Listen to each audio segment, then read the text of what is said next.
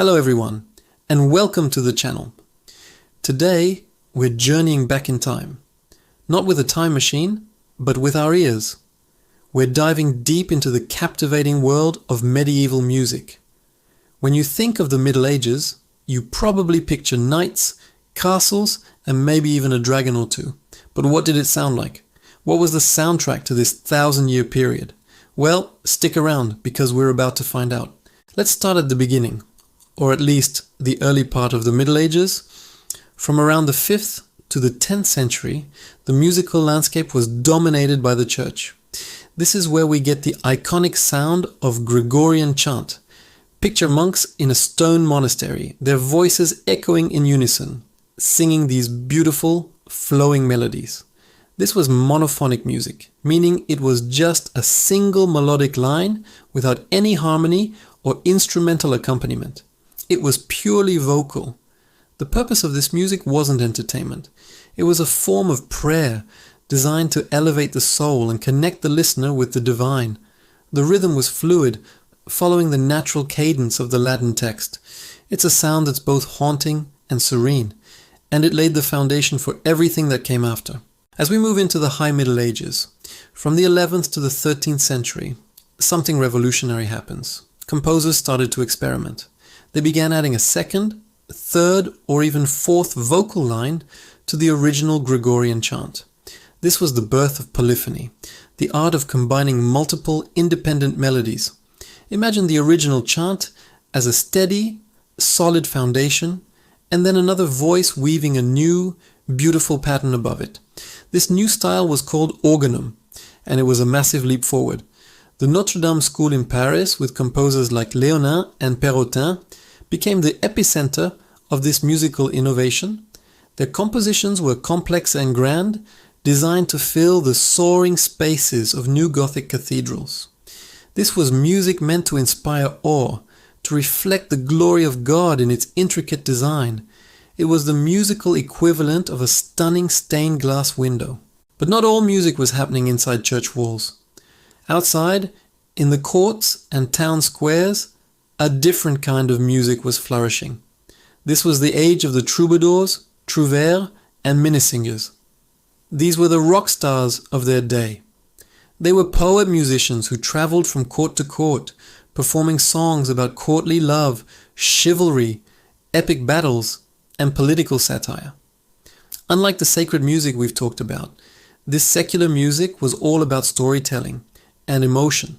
Their songs were often accompanied by instruments like the lute, a pear-shaped string instrument, the vielle, which is an ancestor of the violin, and various flutes and drums. This is where we start to hear music that feels a bit more familiar to our modern ears. Catchy melodies, clear rhythms, and relatable lyrics about love and heartbreak. It was music for dancing, for feasting, and for entertainment. Let's talk more about those instruments because they are fascinating. The medieval instrumentarium was incredibly diverse. String instruments were very popular. Besides the lute and the vielle, there was the psaltery, a type of zither that was plucked, and the hurdy-gurdy. The hurdy-gurdy is an amazing piece of engineering. It's a string instrument that produces sound by a hand-cranked wheel rubbing against the strings, sort of like a mechanical violin. For wind instruments, you had recorders of various sizes, and the shawm, a loud double reed instrument that's the ancestor of the oboe, and the sackbut, an early version of the trombone. And of course there was percussion, instruments like the tabor, a small drum, and tambourines, adding rhythmic drive to dance music. Each instrument had its own unique timbre and was used in different settings, from quiet, courtly songs to loud, festive dances. As we enter the late Middle Ages, the 14th century, music becomes even more complex and expressive. This period is known as the Ars Nova, or New Art, a term coined to distinguish it from the older style, the Ars Antiqua. Composers like Guillaume de Machaut in France and Francesco Landini in Italy took the polyphony of the Notre Dame School and pushed it to new heights. Rhythms became much more intricate and syncopated. They developed new forms of musical notation that allowed them to write down these complex ideas with greater precision. secular music really came into its own during this time, with sophisticated forms like the ballad, rondeau, and virelai becoming popular. Machaut, for example, was not only a brilliant composer but also a celebrated poet. He wrote the first complete polyphonic setting of the Mass Ordinary by a single composer, a monumental work, but he also wrote countless secular songs about the pains and pleasures of love. The Ars Nova was a period of incredible creativity and refinement, bridging the gap between the medieval world and the emerging Renaissance. So how do we know what this music sounded like? It's a great question. We have to be musical detectives. Our primary clues are manuscripts. Scribes, mostly monks, painstakingly copied musical notation by hand onto parchment. But this notation wasn't always as precise as ours today. It often indicated the pitches but was sometimes vague about the rhythm. So, musicologists and performers have to interpret these sources. They also study treatises on music theory from the period, descriptions of musical performances in literature, and iconographical evidence, that is, depictions of musicians and instruments in paintings, sculptures, and stained glass. By combining all these clues, we can make educated guesses about how the music was performed, what instruments were used, and what it might have sounded like to a listener 700 years ago. It's a fascinating puzzle that's still being pieced together. Now, you might be thinking, this is all interesting history, but can I actually listen to this music today? Absolutely. There's a thriving early music scene all over the world. Many ensembles specialize in historical performance practice, meaning they use reconstructions of medieval instruments and study the original manuscripts to create performances that are as authentic as possible. Listening to a group like Sequentia perform a Hildegard von Bingen chant or the Hilliard Ensemble sing a piece by Perrotin is a transformative experience. It's like hearing a voice call out to you from across the centuries. And medieval music's influence is everywhere.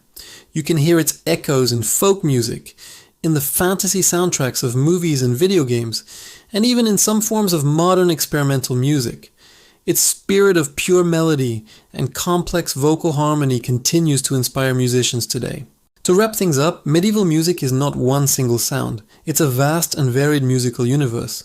It spans 1,000 years and a whole continent. It can be the solitary, meditative voice of a monk in a cloister, the complex, soaring polyphony of a great cathedral, or the foot-stomping rhythm of a village dance. It's music of faith, of love, of celebration, and of sorrow. It's the sound of a world that was in some ways very different from our own, but in other ways, surprisingly familiar.